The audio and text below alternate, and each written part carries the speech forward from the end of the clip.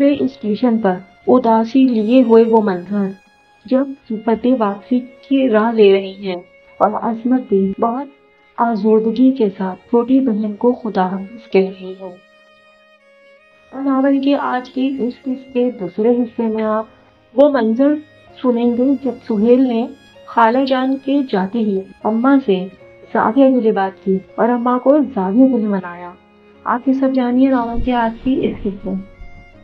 السلام علیکم۔ معاشرتی اور رومانوی تحریروں اور موضوعات پر مبنی میرے افسانوں، کہانیوں اور ناولوں کا سلسلہ باوجہ آپ سب سے میرا پہلا ناول ذات خزاں کی اور سے جھانک رہی ہے بہار شب دل، اور آج آپ اس ناول کی 55ویں قسط سنیں گی۔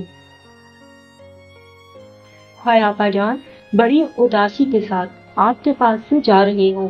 سچ کہوں تو یہاں سے جانے کا میرا دل ہی نہیں کرتا۔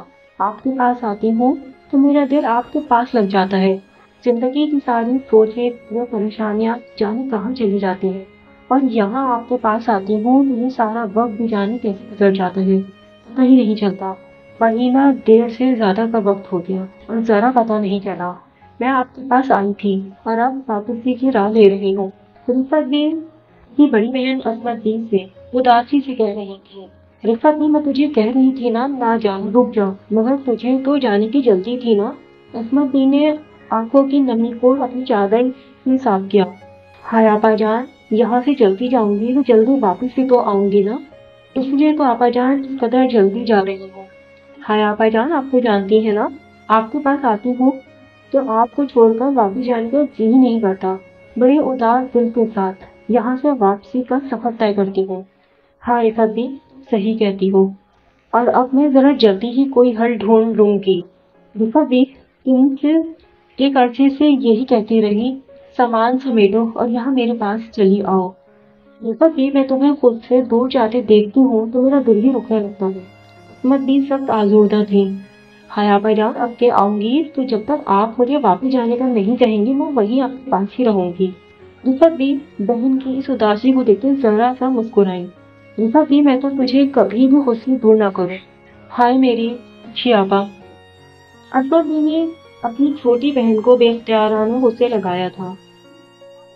بچے، تمہارا بڑا شکریہ جو دفتر کے سارے کام کاج کو چھوڑ کر وقت پر ہمیں خدا حافظ کہنے ریلوے اسٹیشن تک چلے آئے اور ہمیں آرام اور سہولت سے ریل گاڑی میں بٹھا کر جا رہے ہو۔ رفت خالہ نے وقاص کے سر پر ہاتھ رکھا۔ خالہ جان، شکریہ کی کوئی بات نہیں ہے، سہیل دفتر میں مصروف تھا، نئی نوکری ہوئی ہے تو میں اس کی جگہ آ گیا۔ وقاص نے معقولیت سے بات بنائی۔ ہاں پتر، جیتا رہے سکھی رہے، بڑا ہی پیارا بچہ ہے، نیک خصلت والا۔ خیر سے شمائلہ بڑی پیاری بچی ہے، وہ تیری زندگی میں آئے گی نا تو سارے جہاں کی خوشیاں تیری زندگی میں بڑھ دے گی۔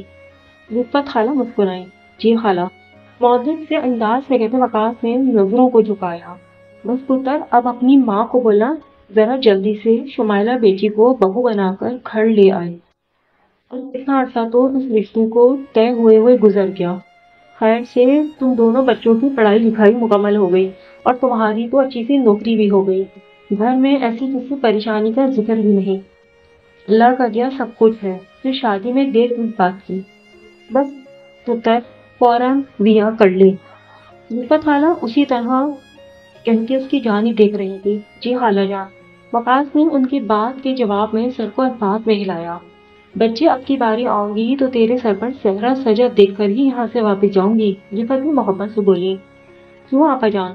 اس کے ساتھ بڑی بہن عصمت کی جانب پلٹ کے ان کی جانب دیکھنے لگی۔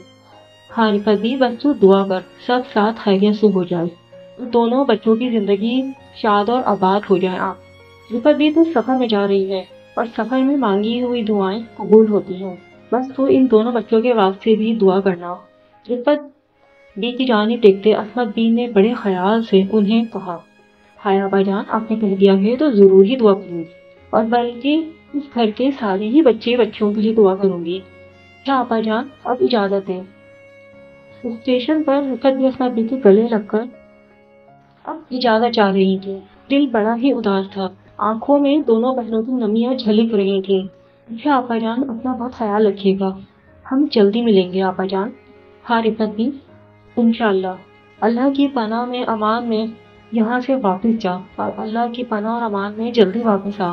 عصمت بی نے انہیں پھر خود سے لگایا۔ اچھا پتر، تو اپنی خالہ جان کو اور اپنے ماں باپ کو میرا بہت سلام کہنا، میری طرف سے ان کا حال احوال بھی پوچھنا۔ یہ سارا وقت تو جانے کیسے گزر گیا۔ میرا ارادہ تھا کلثوم آپا جان اور صالحہ آپا جان کی طرف بھی چکر لگاؤں گی، مگر سوچتے سوچتے بھی رہ گیا۔ مگر اگلی باری آؤں گی کہ سب سے پہلے دونوں گھروں میں چکر لگاؤں گی۔ جی خالہ جان، ضرور آئیے گا۔ آکاش نے سر کو جھکایا۔ رفت دی نے اس کے سر پر شفقت سے ہاتھ رکھا۔ رفت بھی ریل گاڑی میں بیٹھ چکی تھی اور ان کے ساتھ فرخندہ بھی اپنی جگہ پر آ کر بیٹھ گئی تھی۔ دونوں ماں بیٹی ہاتھوں کو ہلائے عصمت بھی جانب دیکھتے خدا حافظ کہہ رہی تھی، اور تب عصمت بھی وقار کے ساتھ واپسی کے لیے آہستہ آہستہ قدم اٹھانے لگی۔ عصمت بھی آج یہاں سے گئی تھی اور عصمت بھی چھوٹی بہن کے جانے سے جتنی اداس ہی سہی، مگر ان کی واپس آنے کی منتظر آج ہی سے لمحہ لمحہ گنتی رہی تھی۔ گھر کے دروازے پر دستک ہوئی تھی۔ عصمت بھی عصر کی نماز پڑھ کر اٹھی ہی تھی، تب گھر کے دروازے پر ہونے والی دستک پر متوجہ سی ہوئی۔ شام کے اس وقت میں کون ہو سکتا ہے بھلا؟ تابندہ گھر کے دروازے پر دیکھا کون ہے؟ اماں نے خیال سے اسے آواز لگائی۔ اماں، میں نے دیکھا نہیں، لیکن میں دیکھ لیتی ہوں۔ اس نے ماں کی بات کا جواب اسی طرح دیا۔ رہنے دے تابندہ، میں نماز پڑھ چکی ہوں اور میں خود ہی دیکھ لیتی ہوں۔ گھر کے دروازے پر ہونے والی دستک پر گھر کی دونوں بچیوں کا یوں آنا جانا بھی انہیں اچھا نہیں لگتا تھا۔ ہاں، اگر نماز پڑھ رہی ہوتی، نیت باندھ چکی ہوتی یا گہری نیند سوئی ہوئی ہوتی، تب رخشندہ اور تابندہ ہی سر پر دوپٹے کو لیے آنے والی کی واقفیت لے کر گھر کے دروازے کو کھولتی۔ امی نے اپنی جائے نماز کو سمیٹتے پلنگ پر رکھا اور پھر اپنے کمرے سے نکلتی صحن کی جانب بڑھتی گھر کے دروازے تک آئی۔ کون ہے؟ گھر کے بند دروازے کو کھولنے سے پہلے انہوں نے خیال سے آنے والی کا تعارف جاننا چاہا۔ اماں، میں ہوں سہیل۔ بیٹے کی آواز سنی تب اماں نے بڑھ کر گھر کے دروازے کو کھول لیا تھا۔ السلام علیکم اماں۔ وعلیکم السلام میرے بچے، جیتا رہے۔ آج تم سری شام ہی دفتر سے گھر آ گئے ہو؟ اماں متوجہ سی اس کی اتنی جلدی گھر آنے کو دیکھ رہی تھی۔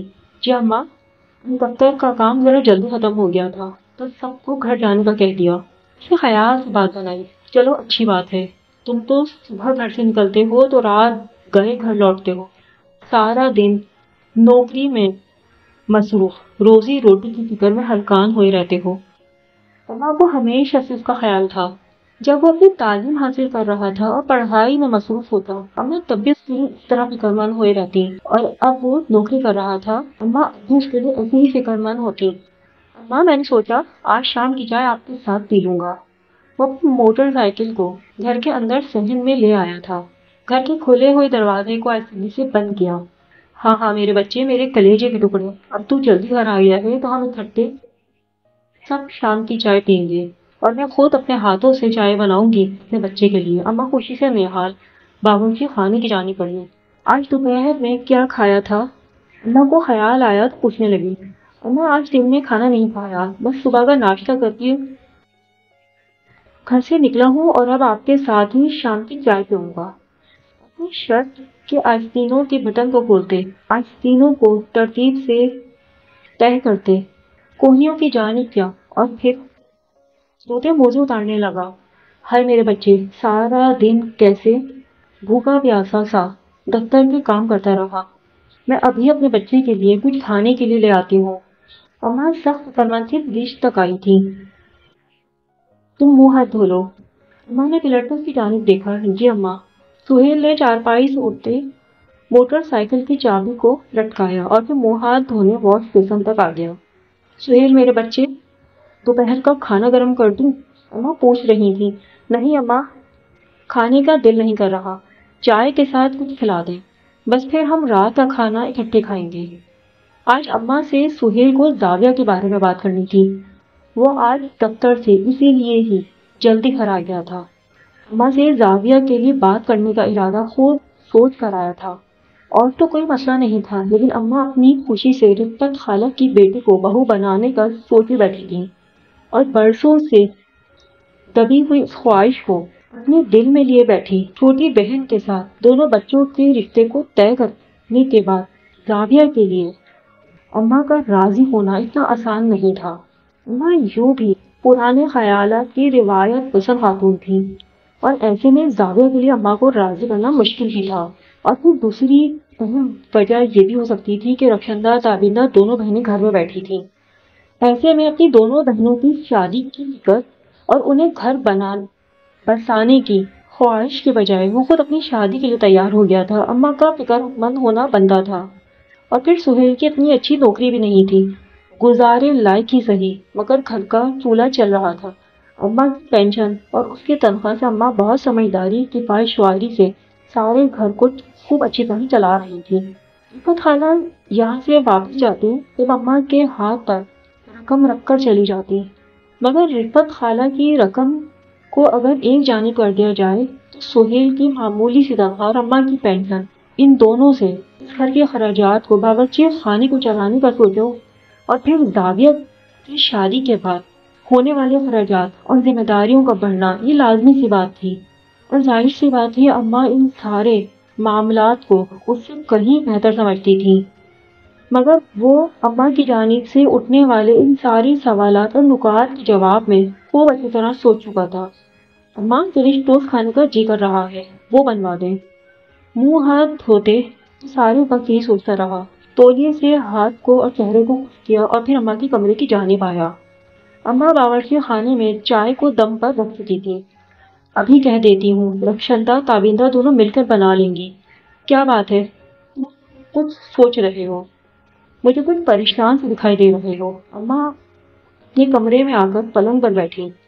جی اماں۔ تب اماں کی گود میں سر رکھ گیا۔ اماں شفقت سے اس کے بالوں کو سنوارنے لگی۔ اماں میں آپ سے کچھ ضروری بات کرنا چاہتا ہوں۔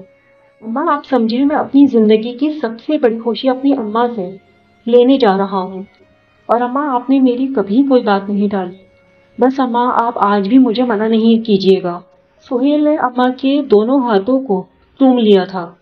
اماں صدقے والی، کیا بات ہے بیٹا؟ عصمت بی کا متوجہ ہونا یقینی تھا۔ اماں آپ مجھے منع تو نہیں کریں گی نا؟ وہ لگاوٹ سے پوچھ رہا تھا۔ نہیں، میرے بچے کی خوشی تو دنیا سے چھین چھان کر بھی میں تیری جھولی میں ڈال دوں گی۔ ایسی کون سی بات ہے میرا بچہ اس قدر پریشان ہے؟ اماں بغور اس کی جانب دیکھ رہی تھی۔ بس اماں مجھ سے وعدہ کریں، آپ مجھ سے کبھی ناراض نہیں ہوں گی۔ کیا اماں سے وعدہ چاہا؟ ماں صدقے والی، میں تجھ سے بھلا کب ناراض ہوئی ہوں جو آج ہوں گی، اور تیری خوشی دنیا کی ہر چیز سے بڑھ کر مجھے پیاری ہے میرے بچے۔ کیا بات ہے؟ ماں اس سے پوچھ رہی تھی۔ اماں آپ نے مجھ سے وعدہ کیا ہے، ہم ناراض نہیں ہوں گی اور برا بھی نہیں مانیں گی۔ اس نے یاد دلایا۔ ہاں میرے بچے، میں وعدہ کر چکی ہوں، میں تجھ سے ناراض نہیں ہوں گی۔ اماں لگاوٹ سے اسی طرح اسے کہی گئی تھی۔ اماں میرے کالج میں ایک لڑکی پڑھتی تھی، اس کا لہجہ لڑکھڑایا۔ اماں نے اینک آنکھوں پر ٹھیک کی تھی اور اب بغور اس کی جانب دیکھ رہی تھی۔ زاویہ، اس کے منہ سے نکلا، اماں وہ مجھے بہت اچھی لگتی ہے اور اماں میں اس سے شادی کرنا چاہتا ہوں۔ اماں آپ اس کے گھر جا کر ہمارے رشتے کی ہی بات کریں۔ اماں بغور اس کی بات سن رہی تھی۔ اس کی بات کو سنتے ساتھ ہی اماں کے چہرے پر یکدم ہی سخت تاثرات اترے۔ ذرا کی ذرا میں اماں نے پہلو بدلا۔ سہیل، یہ تم کیا کہہ رہے ہو؟ اماں یوں اس کی جانب دیکھ رہی تھی جیسے انہیں اپنی سماعت پر یقین نہیں آیا ہو۔ جی اماں۔ اماں میں آپ سے اپنی زندگی کی سب سے بڑی خوشی مانگ رہا ہوں۔ اماں مجھے منع نہیں کیجیے گا۔ اماں اس کے بعد میں کبھی آپ سے کچھ نہیں مانگوں گا۔ بچوں کی طرح منمنایا تھا۔ سہیل، میں رفعت بھی کو زبان دے چکی ہوں اور تم جانتے ہو میں ویسے بھی خاندان سے باہر کسی اولاد کی شادی نہیں کرنا چاہتی، اور تم میرے ایک ہی بیٹے ہو۔ بھانجی کو چھوڑ کر غیر خاندان کی لڑکی کو بہو بنا کر گھر لے آؤں گی تو اپنی بہن کو کیا منہ دکھاؤں گی؟ تمہارے ابا جان کے دنیا سے جانے کے بعد تمہاری دونوں پھوپھیوں نے ہمارا کیسے خیال رکھا، اور ساری زندگی ہماری کتنے آرام سکون سے گزر گئی۔ رفعت بی نے بھی کس طرح مجھے سہارا دیا، اور اس احسان کے بدلے میں یہ کروں گی تو کس قدر برا لگے گا۔ اماں کو خیال ہوا، اماں یہ صرف نصیبوں کی بات ہے، اور جہاں انسان کا رشتہ تعلق بننا لکھا ہو تو کوئی بھی وجہ بن جاتی ہے۔ اماں برسوں کے رشتے ٹوٹ جاتے ہیں اور اچانک لمحوں میں رشتے بن جاتے ہیں۔ اس نے اس نقطے کو اماں کے سامنے رکھا۔ سہیل، انسان غیروں میں رشتے جوڑنے نکلتا ہے تو کچھ واقفیت بھی ہوتی ہے، اور ایسے ہی تو کوئی کسی کے گھر منہ اٹھا کر نہیں رشتہ لے کر چلا جاتا، اور ظاہر ہے مجھے بھی اچھا نہیں لگے گا میں یوں اجنبی انجان لوگوں کے گھر تمہارے لیے رشتہ لے کر چلی جاؤں۔ نہ جانے کون ہے، کس خاندان کی ہے، اور زیادہ مناسب بھی یہی ہے کہ میں تمہاری شادی خاندان میں ہی کر دوں۔ فرخندہ بہت اچھی لڑکی ہے، سامنے کی دیکھی بھالی میرا خون طریقے سلیقے والے بچے کو چھوڑ کر غیر خاندان کی غیر لڑکی کو بیاہ کر لا، میرا دل نہیں مانتا۔ زندگی گزارنے کے لیے بہت ساری باتوں کا دھیان رکھنا پڑتا ہے، تبھی رشتے ناطے بنتے ہیں اور قائم بھی رہتے ہیں۔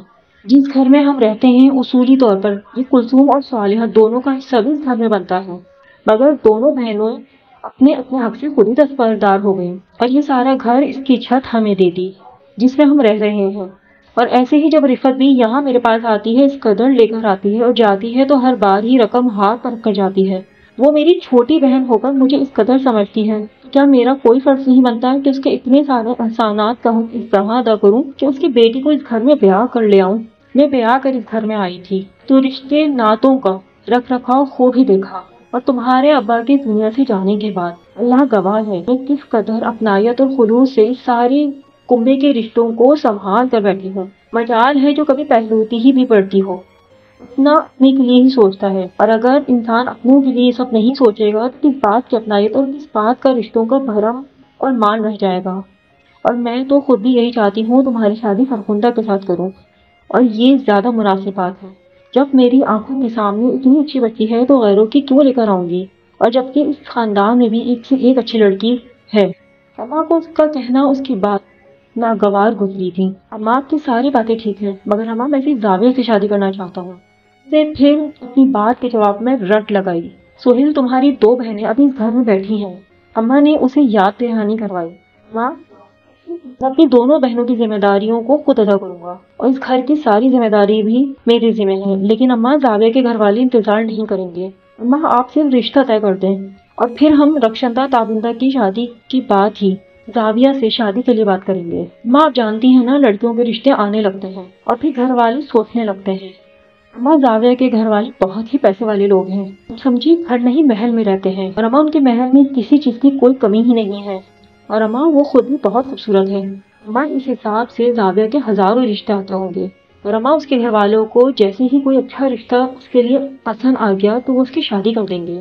لیکن اماں اگر ان کا رشتہ میرے ساتھ ہو گیا تو وہ لوگ باقی آنے والے رشتوں کو منع کر دیں گے اور ہماری شادی کے لیے انتظار بھی کر لیں گے۔ اماں جب زاویہ کو دیکھیں گی نا تو اپنی بیٹی کی پسند کی خوب داد دیں گی۔ وہ اماں کو قائل کرنے کی کوشش کر رہا تھا۔ اماں خاموش بیٹھی کہ بات کو سن رہی تھی۔ اماں میری ہر خوشی کو پورا کرتی ہے نا، بس اماں یہ میری آخری خوشی کو پوری کر دیں۔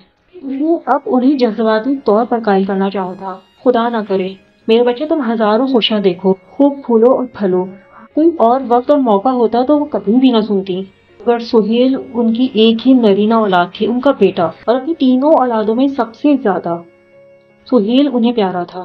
ٹھیک ہے بیٹا، تمہاری ضد ہے تو تم مجھے اس لڑکی کے گھر لے چلنا، میں اس کے گھر جا کر اس کے والدین سے بات کر لوں گی۔ اماں کو اس کی بات رکھنی ہی پڑی۔ او اماں، میری پیاری اماں، وہ ان سے لپٹ گیا۔ سبھی کو ماننا پڑا تھا، سوال اس کی خوشی کا تھا، انہیں ماننا ہی پڑا۔ اماں میں جانتا تھا میری خوشی کے لیے آپ مان جائیں گی، وہ لاڈ سے کہے گیا، یہ لیں فرنچ ٹوسٹ اور سینڈوچز، میں نے خود بنائے ہیں۔ تابندہ نے اماں کی پلنگ پر ٹرے لا کر رکھی۔ اماں لگتا ہے بھائی آپ سے کوئی خاص بات منوا کر بیٹھے ہیں۔ تابندہ نے دیکھتے ساتھ اسے ستایا۔ بھائی اور اب وہ بات جلدی سے مجھے بھی بتا دیں۔ تابندہ نے آنکھیں میچی، یہ اب تو دفتر کی بات کر رہا تھا، آج گھر جلدی آ گیا ہے نا؟ اماں نے بات بنائی، اور اماں میں سمجھی بھائی خالہ جان کے جانے سے اداس ہو گئے ہیں، اس لیے اب خالہ جان کے آنے جانے کو ختم کر کے ہمیشہ کے لیے یہی رکھ لینے کا پلان بنا رہے ہیں۔ تابینہ جی بھر کے انہیں ستایا۔ تابی کی بچی ابھی بتاتا ہوں تجھے، یہ کہاسی اماں کے منہ سے نکلی تھی، دل محسوس کر رہ گئی تھی۔ اماں کی آنکھوں میں نمی اترنے لگی تو جھک کر ٹرے آگے سرکائی تھی۔ آ جاؤ تم تینوں ورنہ سب ٹھنڈا ہو جائے گا۔ جی اماں۔ تابی چائے کا کپ پڑا دے۔ اماں جی بولی، جی اماں۔ سہیل اور تابندہ اپنی ہی ادھر ادھر کی باتیں کر رہے تھے، مگر عصمت بھی سے رفت کی مکمل سوچوں میں گھری رہی تھی۔ فرخندہ کا چہرہ رفت کی سرگوشیانہ سہیل فرخندہ کے لیے طے کیے ہوئے زبانی رشتے کی باقاعدہ حقیقت بنانے کے ارادے وہ کس قدر جلدی سب کرنا چاہ رہی تھی۔ اور سب یہی کیا خود رفت کی تو ایسا ہی چاہتی تھی کہ سہیلیوں کو جلد از جلد بہو بنا کر اس گھر میں لے آئے تاکہ رفت کے پاس رکھنے کے خواب کو حقیقت تن تازی شکل دے سکیں۔ مگر لمحے بھر میں منظر ہی دھندلے ہونے لگے۔ سب کی آنکھیں بھیگنے لگی تو اپنی چادر سے صاف کرنے لگی، چائے کا کپ اٹھا گئی تھی۔